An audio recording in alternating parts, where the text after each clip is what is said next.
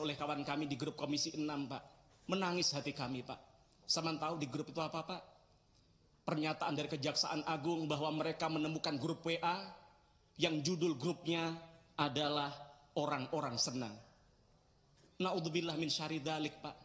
Jadi ternyata mereka melakukan selama ini dengan kesadaran, Pak. Oknum-oknum Pertamina hanya impor dan impor saja, Pak. Jadi saya melihat bahwa sebenarnya Pertamina adalah bagian dari mafia migas, Pak. Karena ternyata mafia migas telah mempengaruhi Pertamina agar menunda-nunda pembangunan kilang, Pak. Di sisi lain juga ada kebobrokan dalam manajemen SDM di Pertamina. Mantan orang dalam Pertamina, mantan orang dalam Petral, entitas mafia yang sudah dibubarkan negara karena tempat sarangnya mafia di dalamnya, malah ternyata dirut Pertamina saat itu, salah satu orang Petral saat itu menjadi dirut Pertamina Patraniaga.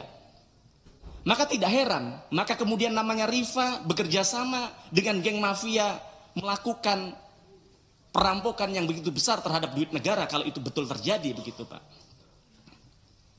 Kemudian yang kedua, Pak, heboh Pertamax oplosan, saya rasa tidak cukup dengan hanya meminta maaf lalu seolah-olah dosa-dosa Pertamina selesai, tidak. Lalu bagaimana dengan kerugian konsumen? Apa ada inisiatif dari Pertamina untuk memberikan mengganti kerugian mereka, Pak? Ingat, Pak, mereka beli BBM bukan untuk diminum, Pak, tapi untuk bekerja sehari-hari dari kantor ke rumahnya. Saya maka tidak bayangkan kalau seandainya kemudian oksigen dikelola oleh Pertamina, jangan-jangan dioplos dengan karbon dioksida.